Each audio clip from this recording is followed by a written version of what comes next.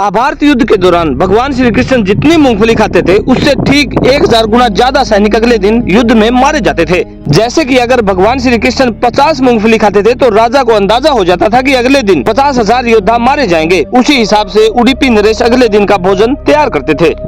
परंतु आज हम एक ऐसे राजा की बात करने जा रहे हैं जो महाभारत के युद्ध में शामिल नहीं हुआ था, फिर भी उनका महत्वपूर्ण योगदान था। इनके बारे में आप में से बहुत से लोगों ने शायद ही कभी पढ़ा या सुना होगा। इसका कारण ये है कि इनका संबंध सुदूर दक्षिण में स्थित तमिलनाडु से ज्यादा है बजाय उत्तर भारत के। ये तो आप सभी लोग जानते होंगे कि महाभारत सदियों पूर्व हुआ प्राचीन काल का एक प्रकार का विश्व युद्ध ही था। इसमें अनगिनत देशों के राजाओं ने भाग लिया था। एक आम धारणा है कि इस युद्ध में केवल कृष्ण के भाई बलराम, धृतराष्ट्र के भाई विदुर और रुक्मी शामिल नहीं हुए थे, परंतु ऐसा नहीं है। एक और राज्य था जो युद्ध से संबंधित तो था परंतु उसने लड़ाई में हिस्सा नहीं लिया था। ये था दक्षिण का राज्य उडुपी। दरअसल युद्ध में शामिल होने का निमंत्रण पाकर उडुपी नरेश अपनी सेना सहित कुरुक्षेत्र तो आए थे और कौरव और पांडवों की अपनी ओर मिलाने की कोशिशों से हैरान हो गए थे। वे इस युद्ध के समर्थक भी नहीं थे। वे नहीं चाहते थे कि ये युद्ध हो, परंतु वे ये भी जानते थे कि इससे बचना और युद्ध का टलना संभव नहीं है। इसलिए उन्होंने श्री कृष्ण से पूछा कि वो बाकी लोगों की तरह युद्ध के लिए लालायित नहीं है। वे ये भी नहीं समझ पा रहे कि दोनों ओर की इतनी बड़ी विशाल सेना के भोजन का प्रतिबंध कैसे होगा। इस पर श्री कृष्ण ने कहा कि उन्होंने बिल्कुल उचित सोचा है, अब वे ही बताए कि क्या इसकी दृष्टि में कोई उपाय है। तब उडुपी के राजा ने कहा कि उनकी ये इच्छा है कि मैं अपनी पूरी सेना के साथ दोनों सेनाओं के भोजन का प्रबंध करूं। इस पर श्री कृष्ण ने उन्हें लगभग 50 लाख योद्धाओं के भोजन प्रबंधन करने की अनुमति दे दी।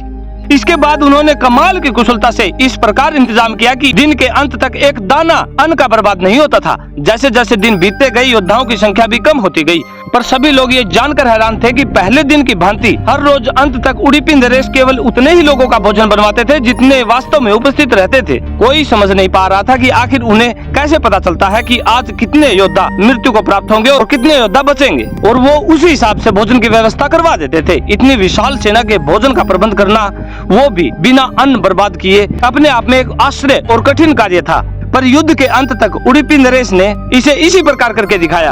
अंत में पांडवों की विजय के साथ युद्ध समाप्त हुआ। तब अपने राज्याभिषेक के दिन युधिष्ठिर ने उडुपी नरेश से कहा कि सारे लोग पांडवों की प्रशंसा कर रहे हैं कि कम सेना के साथ पितामह भीष्म, गुरु द्रोणाचार्य और कर्ण जैसे महारथियों के विरुद्ध लड़ने के बावजूद उन्हें कमाल का कौशल दिखाया है और विजय प्राप्त की है।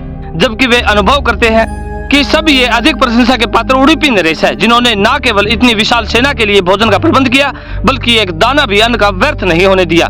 जब उडुपी नरेश से पूछा गया कि आखिर इस कुशलता का रहस्य क्या है, तब उडुपी नरेश ने इस रहस्य को स्पष्ट करते हुए बताया कि श्री कृष्ण प्रतिदिन रात्रि में मूंगफली खाते थे।